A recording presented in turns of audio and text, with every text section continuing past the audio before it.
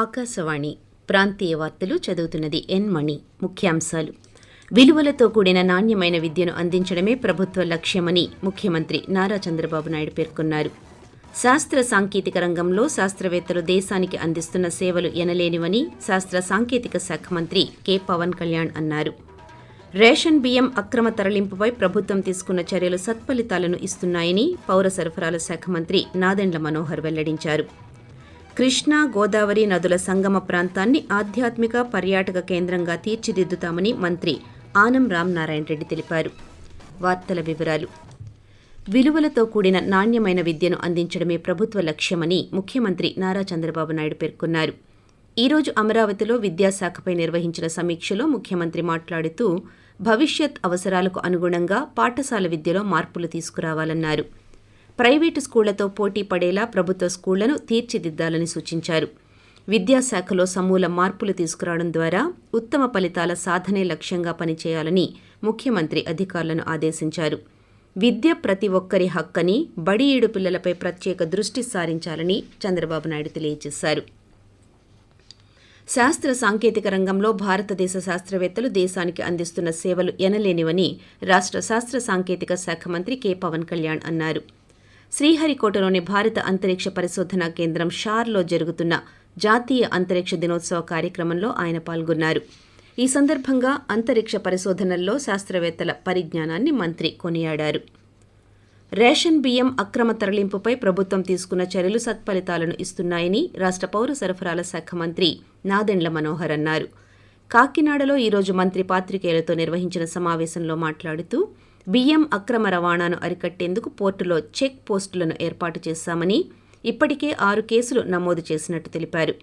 ప్రభుత్వ నిబంధనల మేరకు బియ్యం రవాణా చేసుకునే వారికి ఎటువంటి ఇబ్బందులు కలగవని, తనిఖీల విషయంలో మాత్రం వెనుకడుగు వేయబోమని మంత్రి స్పష్టం చేస్తూ 100% కాకినాడ పోర్ట్ లో కంప్లీట్ గా ఇల్లీగల్ యాక్టివిటీస్ ఆపాలి. దానికి ప్రభుత్వం నుంచి మేము చేయాల్సిన ఎన్ఫోర్స్మెంట్ మేము చేస్తాం. అందులో భాగంగా మీకు ఎక్కడ పొరపాటు జరగకుండా, మీకు కూడా జాప్యం జరగకుండా, ఇబ్బందులు కలగకుండా చూసుకోవాల్సిన బాధ్యత కూడా మా పైన ఉంటుంది. కాబట్టి రైస్ ఏం తీసుకెళ్తున్నారు ఏంటి, దాదాపు మేము సీజ్ చేసిన అమౌంట్ లో 50% పీడిఎస్ రైస్ అని మాకు అనుమానం దొరికి ఆధారాలు దొరికినప్పుడు దానికి అనుగుణంగానే మేము నడుచుకుంటూ ముందుకెళ్తాం. అందులో భాగంగానే మేము 6 కేసెస్ పెట్టి కలెక్టర్ గారు దానికి ప్రొసీడింగ్స్ ఇచ్చారు. దాదాపు 165 కోట్ల రూపాయలు బ్యాంక్ గ్యారంటీలు తీసుకోబోతున్నారు. పెనాల్టీస్ ఉంటాయి, వాళ్ళపైన క్రిమినల్ చర్యలు ఉంటాయి.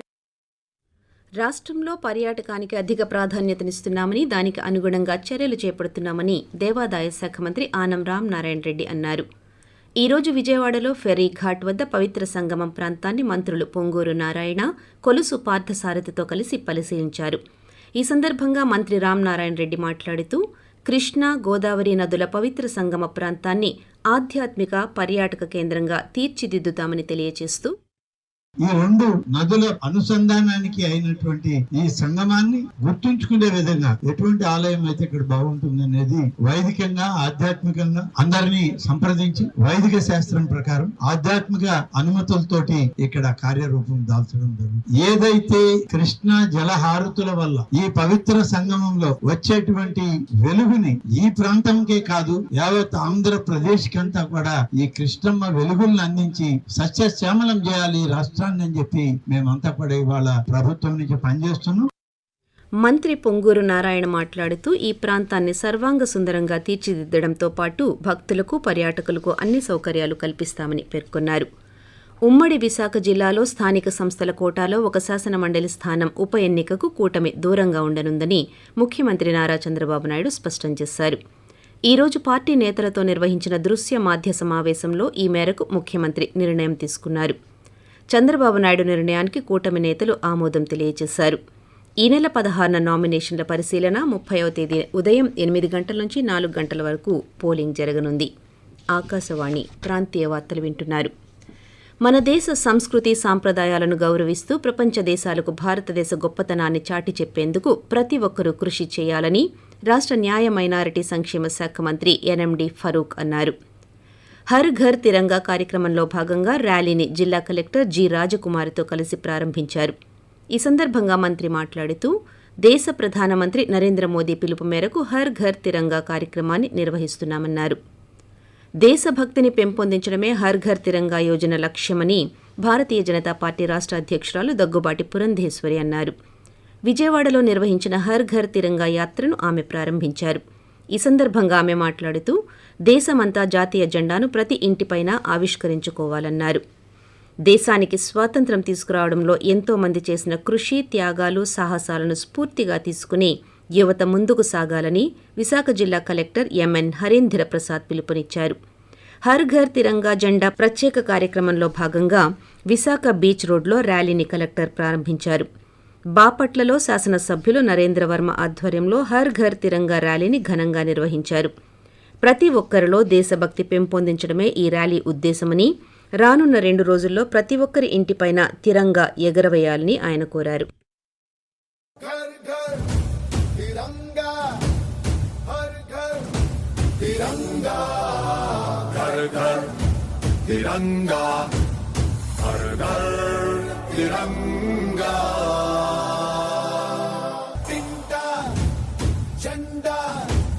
మನೆಗೂ త్రివర్ణ హర్ ఘర్ తిరంగా.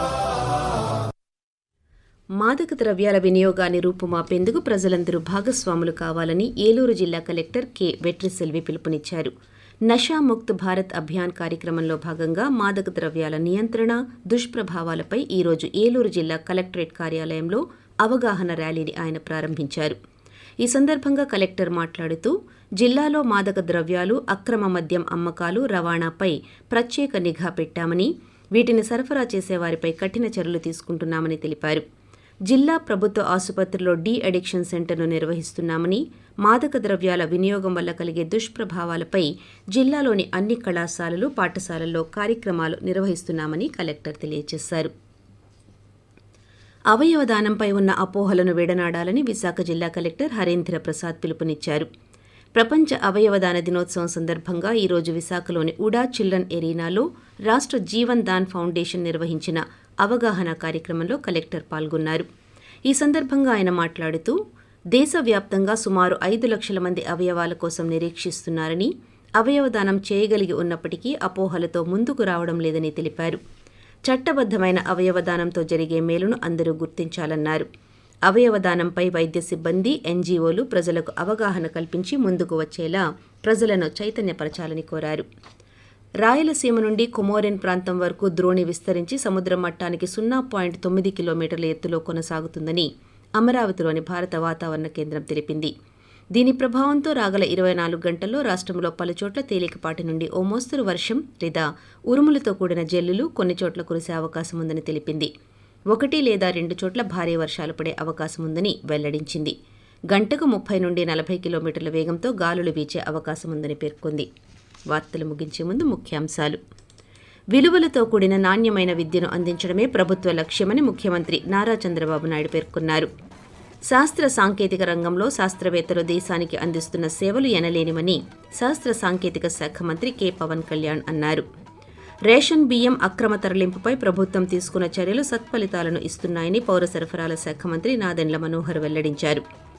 కృష్ణా, గోదావరి నదుల సంగమ ప్రాంతాన్ని ఆధ్యాత్మిక పర్యాటక కేంద్రంగా తీర్చిదిద్దుతామని మంత్రి ఆనం రామ్ నారాయణ రెడ్డి తెలిపారు.